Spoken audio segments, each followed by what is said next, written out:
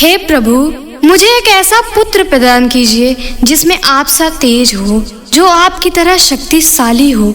कई वर्षों तक महादेव की तपस्या करने के बाद जब महागुरु द्रोणाचार्य को उनके दर्शन हुए तो उन्होंने भगवान शिव से ये वरदान मांगा और जल्द ही गुरु द्रोणाचार्य और उनकी पत्नी को पुत्र प्राप्ति हुई।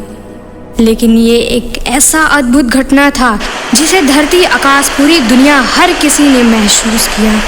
जन्म के बाद वो बालक रोया नहीं, बल्कि उसने घोड़े की तरह इतनी तेज आवाज निकाली कि सारी पृथ्वी, सारा आकाश गूंज उठा। इसी गूंज से उसका नाम अश्वत्थामा पड़ा, जो घोड़े की तरह गूंजता है। शिव पुराण के अनुसार अश्वत्थामा स्वयं भगवान शिव का रूप, इसीलिए उनके सिर पे मणि है, जिसे भगवान की तीसरी आंख का रूप भी माना जाता है। उसी मणि के कारण अश्वत्थामा को वरदान मिला है कि उसे कोई भी हथियार, कोई भी बीमारी, भूख, प्यास, कुछ भी ऐसा नहीं जो अश्वत्थामा को मार सके। उन्हें अमरता का वरदान मिला।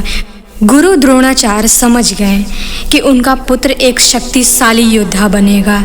शायद इसीलिए उन्होंने उसे वो ज्ञान दिया जिसने उसे महाभारत का सबसे क्रूर योद्धा बना दिया। कई लोगों का मानना है कि गुरु द्रोणाचार्य ने सिर्फ अर्जुन को ही ब्रह्मास्त्र का ज्ञान दिया था, लेकिन ये सच नहीं है। अपने पुत्र मुँह में आकर अश्वत्थामा को भी ब्रह्मास्त्र का ज्ञान दे दिया था। अश्वत्थामा की शिक्षा सभी कुरु पुत्रों के साथ हुई थी। वो भी अर्जुन जैसा ही कुशल धनुर्धारी था, लेकिन कहते हैं उसका अपनी भावनाओं पर ही नियंत्रण नहीं था। शिवांश के कारण उसकी भावनाएं तीव्र थी, चाहे वो क्रोध या अहंकार। लेकिन युद्ध की भूमि अश्वत्थामा ने बार बार अपनी कुशलता को साबित किया। अपने पिता और अपने परम मित्र दुर्योधन के साथ देने के लिए अश्वत्थामा ने कौरवों के साथ युद्ध लड़ा। महाभारत के विराट पर्व के अनुसार युद्ध हुआ जिसमें पांडवों की जीत हुई, लेकिन बहुत से लोग नहीं जानते हैं कि उस युद्ध में दो कौशल धनुर्धारी आमने सामने आए थे। दोनों के बीच भयानक युद्ध हुआ। अर्जुन की तरह अश्वत्थामा भी अपने सभी तीर एक ही सीधी रेखा में चला सकते थे, लेकिन आखिर में अश्वत्थामा के तीर समाप्त हो गए और उसे पीछे हटना पड़ा। महाभारत के युद्ध में अश्वत्थामा ने भीम, युधिष्ठिर, धृष्टद्युम्न को कई बार हराया। वो अकेला योद्धा जो घटोत्कच और उसके जादुई राक्षसों से नहीं डरा। अश्वत्थामा ने अकेले ही इतने विशाल और शक्तिशाली योद्धा को अकेले ही हरा दिया। उसने अपने बाणों की ऐसी वर्षा की, लगभग 1 लाख पांडव सैनिक मारे गए। युद्ध के 14वें दिन अश्वत्थामा ने ऐसा बाण चलाया कि युद्ध वहीं समाप्त हो जाता। नारायणास्त्र, जो एक ही बार में सभी कुशल योद्धाओं को मार सकता। लेकिन भगवान श्री कृष्ण ने सभी सैनिकों को अपने हथियार छोड़ने और जमीन पर लेटने को कहा और अश्वत्थामा का आक्रमण असफल रहा। 14वें दिन कौरवों ने अपनी सबसे बड़ी ताकत खो दी। पितामह भीष्म के बाद गुरु द्रोणाचार्य ही थे जिन्होंने कौरव सेना का नेतृत्व लिया था। गुरु द्रोणाचार्य के ज्ञान के आगे और शक्ति के आगे कोई भी नहीं टिक पा रहा था। उन्हें हराना असंभव, इसलिए भगवान श्री कृष्ण ने छल से उन्हें शस्त्रहीन कराया और धृष्टद्युम्न ने उनका वध कर दिया। जब ये बात अश्वत्थामा को पता चला तो वो बहुत ज्यादा क्रोधित हो गए थे, लेकिन फिर भी उन्होंने दुर्योधन से युद्ध रोकने और पांडवों के साथ शांति करने का अनुरोध किया। अश्वत्थामा नहीं चाहते थे कि वो और अधिक लोगों को खोएं, अपने परम मित्र दुर्योधन को खोए, लेकिन आखिर वही हुआ। युद्ध के 18वें दिन अश्वत्थामा ने देखा कि महाभारत के युद्ध में दुर्योधन मृत्यु से संघर्ष कर रहा है। युद्ध के नियमों को तोड़कर उसकी जंघा पर वार करके हराया गया था। उसने दुर्योधन को वचन दिया कि वो पांडवों को खत्म कर देगा। फिर अश्वत्थामा ने भगवान शिव की आराधना की। उन्होंने अश्वत्थामा को आशीर्वाद दिया, जिनके बाद अश्वत्थामा अपने रौद्र रूप में आ गए थे। उनका गुस्सा, उनकी शक्तियाँ अपनी सारी सीमाएं पार कर चुकी थी।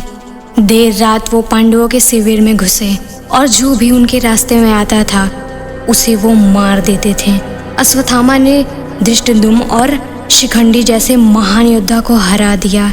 उन्होंने सभी तंबू में आग लगा दी। अपने पिता का मौत का बदला लेने के लिए उन्होंने धृष्टद्युम्न को सर कुचल कुचल कर मार डाला। अंत में वो एक छोटा तंबू में गए जहाँ 5 लोग सो रहे थे अंधेरे में। अश्वत्थामा ने उन 5 लोगों को पांडव समझकर मार डाला और एक को भीम समझकर उसका सर धड़ से अलग करके दुर्योधन के पास ले गए। खून से लथपथ अश्वत्थामा को तब एहसास हुआ जब उन्हें पता चला कि उन्होंने पांडवों को नहीं, उनके पुत्रों को मार डाला। अगली सुबह जब पांडव अपने शिविर में लौटे तो वहाँ कुछ ऐसा हुआ था, उसको देखकर उनकी रूह कांप गई। सब खंडहर हो चुका था, उनकी सारी सेना खत्म हो गई थी, उनके पुत्र मारे गए। अश्वत्थामा को वरदान के कारण उन्हें कोई भी नहीं हरा सकता था। फिर एक महान युद्ध की शुरुआत हुई। अपने पिता की चेतावनी को नजरअंदाज करते हुए अश्वत्थामा ने ब्रह्मास्त्र उपयोग करने का फैसला किया जो पूरे ब्रह्मांड को नष्ट कर सकता था। श्री कृष्ण ने भी अर्जुन को ब्रह्मास्त्र चलाने का सलाह दिया। वो दोनों के ब्रह्मास्त्र आपस में टकराने ही वाले थे।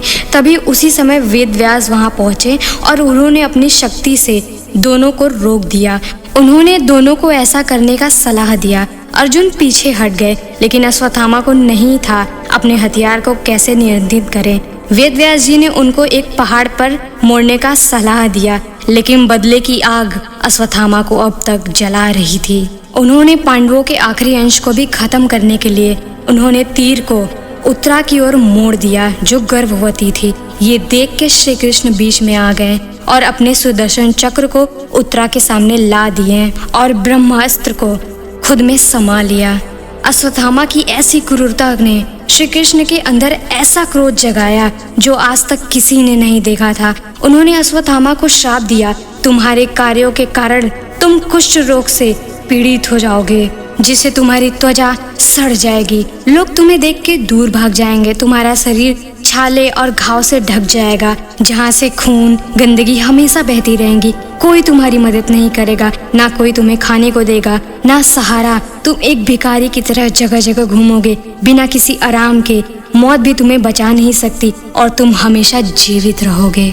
ये कह उन्होंने भीष्म को कहा वो अश्वत्थामा के सर में लगी मणि को उखाड़ दे। और तब से लेके आज तक अश्वत्थामा इस पृथ्वी पर भटक रहे हैं। माना जाता है कि वो इंतजार कर रहे हैं भगवान विष्णु के आखिरी अवतार कल्कि का।